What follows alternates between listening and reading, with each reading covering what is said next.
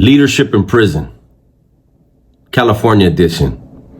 What's cracking, everybody? Welcome back to the channel. New video.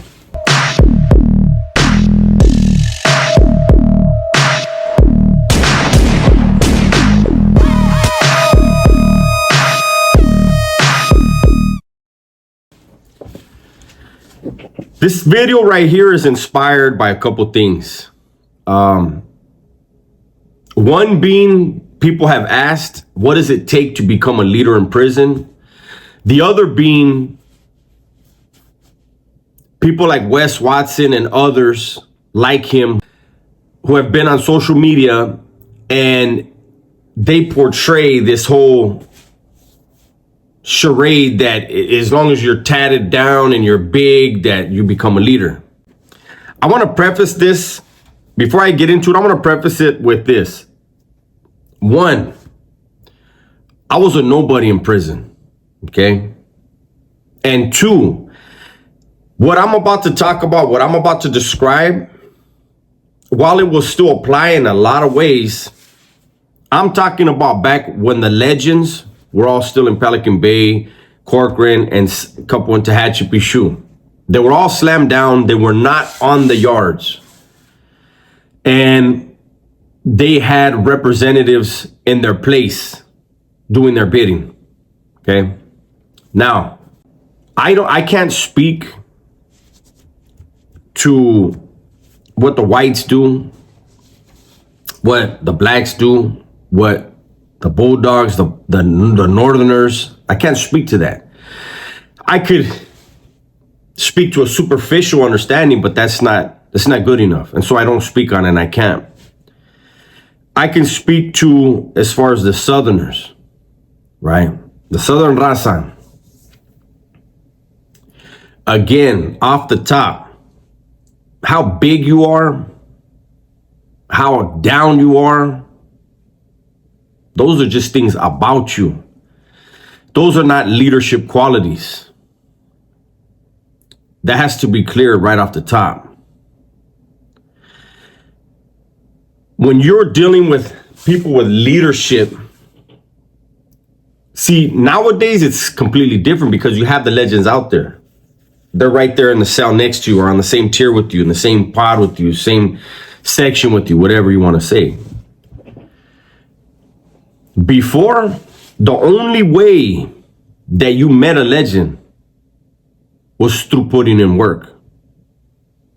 When you were incarcerated, you were only going to meet them when you went to the SHU, when you put in work, when you did work for that thing that you claim to represent. And you would go up there and you would meet them. And every time they meet someone new, there's going to be a filling out process, whether you realize it or not. They're conversing with you. They're getting an understanding and an idea of how you think, what type of qualities you have. Do you have similar qualities as that legend, to where he can feel comfortable blessing you with some of his juice, his authority? And you go back out to the yards and, you know, you do your thing, and you've been laced up by this legend or those legends that you were housed with. Then you go out there and you do your thing and you go back. And they're like, orale, he's back, huh? Okay. This vato is serious about it. He is dedicated to it. And there's another layer of trust that's built. And then you go back out to the yard and there's an opening. And you are told, step into that opening. What you do with that garners you more juice, more responsibilities. Now, here's the unfortunate thing. I've seen dudes that were cool as hell, man. Homies that were like, you were like, that's the homie right there. And they go to the SHU and they come back and they're firme. Same dude, man. And then a position of authority opens up on the yard and they step into that role and they completely change. The authority they were given created within their mind that today they are something bigger than they were yesterday before they accepted that position. And they become a thorn in the sides of the camaradas around them and those they are supposed to be leading. And eventually they become a thorn in the sides of the legends because they are not making a clear path to generating income, securing certain things. Instead, they want to just politic.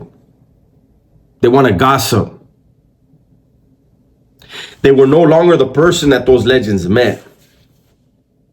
And so that thorn gets removed sooner or later. You know, and that's why I trip out when people talk about the things they talk about. And I keep saying it. And I'm going to keep saying it.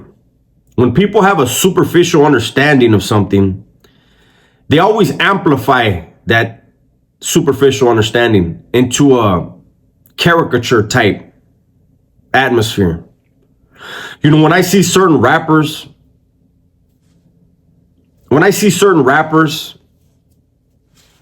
yes, rappers, guys that aren't in the streets, guys that are in recording studios, when I see them portraying themselves as something way bigger than what they are, you know, I immediately think of Wes Watson. This is another Wes Watson. They hide behind certain things. They cry to certain people, not realizing how bad that looks to everyone else. But really, it's just a bad reflection on them, especially to who they go crying to.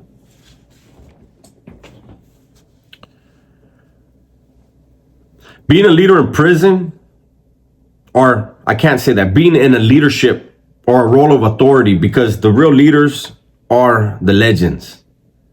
They allow certain people back then to be their eyes, their ears, their hands, their feet, to get jobs done. But they expect you to still be the same dude and understand that in the grand scheme of things, you really ain't shit. See, I never lost sight of that. In several different places, I held positions of authority, but I always knew I'm a nobody. I was blessed with the schooling I was blessed with, and I was always able to get the job done. Whatever was needed, whatever was necessary, it was done. And I take pride in the fact that whenever I did have some type of authority, that my raza never went to war with any other group, especially the blacks, because those are always the biggest ones where the guns come out. You know, did other people get hit? I've told stories of that, where we had to sit down and say, hey, we need to hit this dude. And he was from another group, another race. And it didn't turn into what we were prepared. Because when you make that type of decision, believe that there's dudes all over the yard, strapped up and ready. Having leadership positions in prison is very dangerous, and it's very stressful if you have a conscience, if you are actually for more than just yourself. Those that are just for themselves always get washed out. Sooner or later, they get whacked out or pushed out, or they just freak out. But to know that at any moment, you may have to make the call, fuck it, kill them. And these are dudes that you break bread with. And there's times when it's somebody that you really enjoy interacting with. And he puts you in a position where in that world, in that lifestyle, fuck them, kill them. And you have to look at it as, why did you make me do my job? It's a cold game. It's a cold world. It's a deadly world. Anybody that watches this type of stuff or is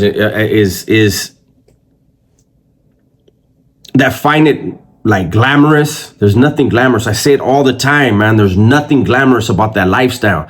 There's nothing glamorous about hanging out with a group of killers, a group of men, angry men, bitter men. It's so much more peaceful to be around beautiful women and a loving family. I get it, man. You know, I lived that life, that criminal life for a very long time. And our ego will keep us focused on being the best at being the worst. Some of us get lucky enough to realize what ego really does to us and what is behind ego. And we place our ego to the side, not giving up our morality, but we place our ego to the side and instead do for those that love us and that we really love. Some of us are blessed to get that realization. And when we do, we excel because everything, the sacrificing, the dedication, the strength it takes to survive in the criminal world in California and behind the walls in California, when we can apply those things in a positive way, we're unstoppable. That's my video for today, man. Hopefully you guys enjoyed it. Everybody, please be safe, be smart, and tell the ones you love that you love them, man. I'm out of here.